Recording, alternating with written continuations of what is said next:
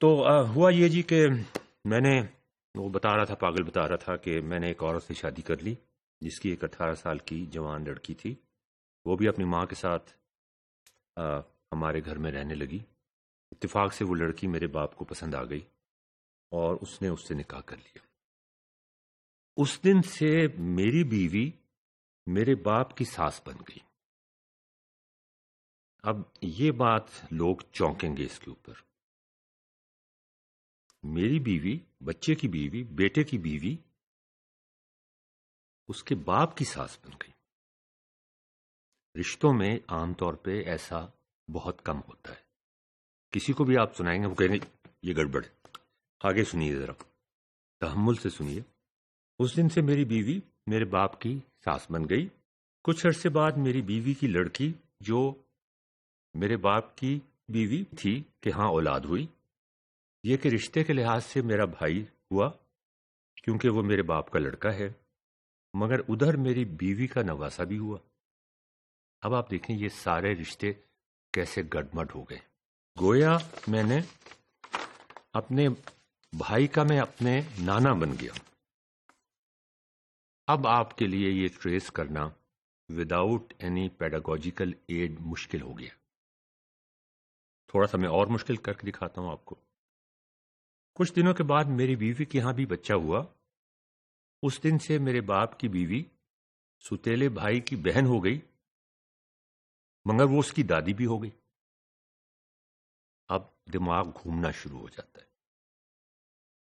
کیونکہ وہ اس کے شوہر یعنی میرے باپ کا پوتا تھا. اس طرح میرا بچہ اپنی دادی کا بھائی بن گیا. اب ذرا سوچئے ڈاکٹر صاحب، میری ستیلی ماں یعنی میری بیوی کی لڑکی میرے بیٹے کی بہن بھی ہو گئی، تو میرا بیٹا میرا ماموں بن گیا اور میں اس کا بھانجا بن گیا. یہ چیز آپ کو بھی پاگل کر دے گی. جبکہ میں خود اس کا نانا بھی ہوں اور میرے باپ کا لڑکا جو میری بیوی کی لڑکی کا بیٹا ہے وہ میرا بھائی بھی ہے اور میرا نواسا بھی. ڈاکٹر نے کہا خدا کے واسطے بند کرو ورنہ میں پاگل ہو جاؤں گا. تو ناظرین، اب اسی چیز کو آپ یہ سمجھیں کہ کلاس میں ایک استاد لیکچر دے رہا ہے یا آپ لرننگ اپلیکیشن کے تھرو یا کسی ویڈیو کے تھرو بچوں کو کوئی چیز سمجھا رہے ہیں. آپ بول رہے ہیں، وہ سن رہے ہیں. آپ کے بولنے کی سپیڈ کیا ہے اور ان کے ڈائجسٹ کرنے کی سپیڈ کیا ہے، مختلف ہیں. کچھ باتیں ایسی ہوتی ہیں جو آپ کو یہاں پہ نظر آئیں کہ وہ بہت سارے ڈینجر سگنلز. میں اس بچے کا ماموں بن گیا اور وہ بچہ میرا ماموں بن گیا. عجیب بات ہے، سمجھ نہیں آتی.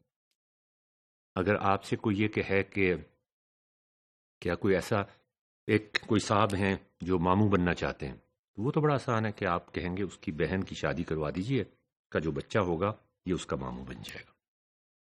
لیکن یہ بات کہ میری بیوی میرے باپ کی ساس بن جائے، کہ اگر میں آپ سے کہوں کہ آپ کوئی اس طرح کا رشتہ کروا سکتے ہیں تو آپ یقیناً جو ڈینجر سگنل ہے آپ کو جو ملے گا وہ آپ کو کہے گا کہ یہ ممکن ہی نہیں ہے. اگرچہ یہ ممکن ہے جیسا کہ آپ نے دیکھا. اب اس کو ہم گرافیکلی سمجھنے کی کوشش کرتے ہیں اور یہاں پر بھی گرافیکل ٹیکنیک بھی ایک خاص حد تک آپ کی ہیلپ کر سکتی ہے. اس کے بعد یہ بات چیت، یہ ڈائلاگ جو میری طرف سے ہو رہا تھا یا جو میں آپ کو سنا رہا تھا وہ اتنا کمپلیکیٹڈ ہو جاتا ہے کہ آپ کا دماغ اسے پروسیس کرنے کی جو سپیڈ ہے وہ اتنی کم رہ جاتی ہے کہ وہ اس کا ساتھ نہیں دے سکتا اور آپ ایجیٹیٹ ہو جاتے ہیں. فرکشن بے تحاشا ہو جاتی ہے ذہن میں، کانفلکٹس بے تحاشا پیدا ہو جاتے ہیں، ان کی ریزولوشن نہیں ہوتی.